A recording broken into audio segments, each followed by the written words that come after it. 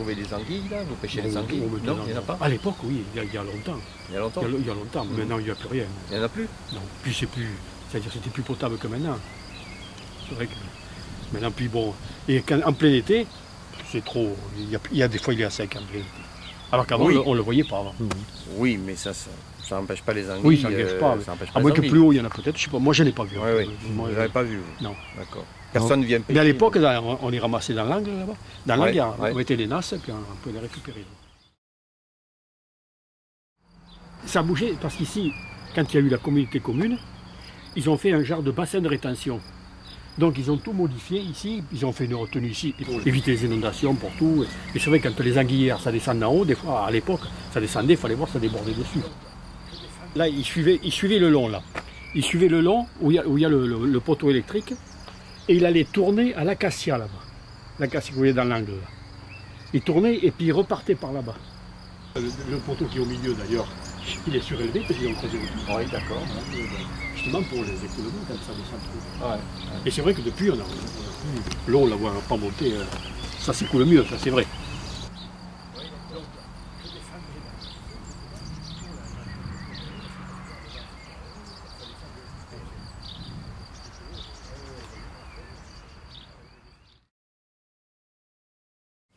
Donc là, plus précisément, on est sur un endroit qui a quand même été retravaillé par des interventions sur le profil du sol et le tracé du ruisseau. On garde encore quelques méandres, mais il y en a beaucoup moins. Et puis, peut-être ce qui est ici gênant, c'est que pourquoi est-ce que le couloir arboré n'a pas été restauré? Pourquoi on ne lui permet pas de se restaurer? Parce qu'il ne demande qu'à le faire.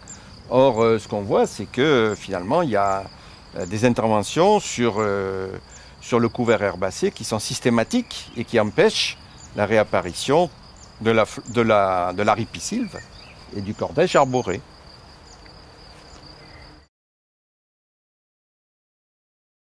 Les points qu'on vient de soulever, c'est que il est important qu'un cours d'eau comme les Anguillières puisse avoir un tracé qui lui est propre et qui ne soit pas rectifié par des pelleteuses, puisque le fait de faire des circonvolutions, ça garde des flaques d'eau, et dans les flaques d'eau, au moins deux grands phénomènes vont pouvoir être réalisés. D'abord, c'est l'infiltration verticale et la réalimentation des nappes phréatiques.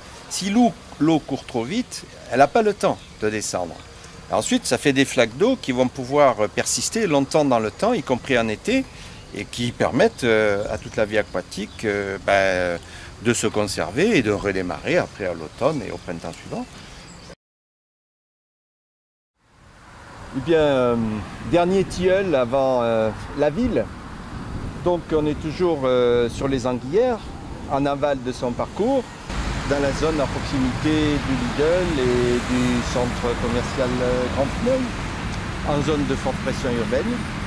Donc le tilleul, voilà, c'est la fin du parcours du ruisseau dans les zones arborées des coteaux. Le lit ici est rectifié, maçonné, il est en droite ligne, donc les eaux ici vont aller rapidement. Il n'y a plus de couvert arboré, les eaux ne sont pas retenues, il n'y a plus d'accumulation d'eau. De ce fait, ce reprofilage des berges se traduit par des impacts importants.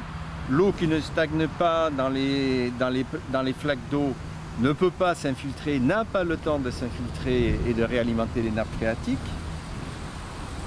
Les berges sont fragilisées, donc le risque d'érosion est important.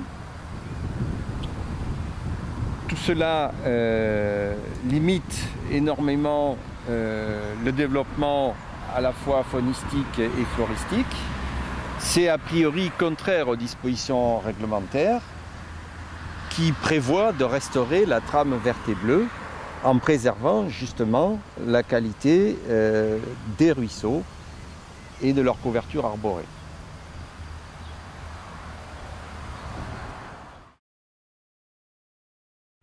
C'est très étonnant, mais on trouve encore des orchidées alors qu'on est en pleine zone de forte pression urbaine.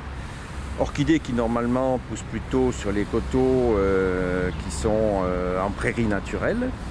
Et ça montre bien que la nature, elle est diverse et peut se maintenir dès lors qu'on lui laisse des espaces. Malheureusement, l'espace de cette orchidée me paraît très compromis. On a des troncs d'arbres ici, juste à côté, qui viennent d'être coupés. On se demande bien pourquoi. On ne pourra pas ici construire quoi que ce soit. On est entouré par une route de fort passage et puis des parkings. Donc pourquoi ne pas les avoir laissés? C'est vraiment incompréhensible.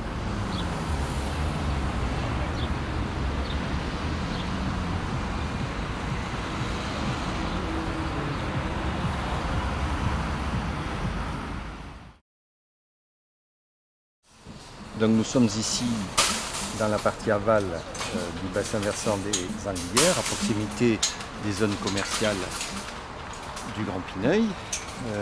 On n'est plus ici sur un lit naturel, comme on peut le constater. Il y a des busages. Ensuite, les tracés sont rectifiés.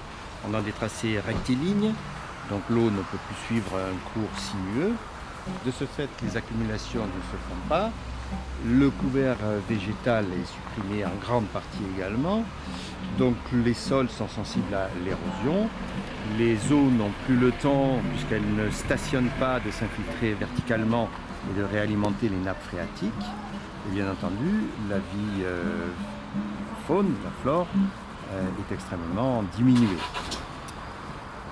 Le lit naturel, une fois artificialisé, ne répond plus à ses fonctions écosystémiques. Et aujourd'hui, évidemment, ça ne correspond pas aux dispositions ni légales ni réglementaires. C'est-à-dire que, de ce fait, la trame verte et bleue est détruite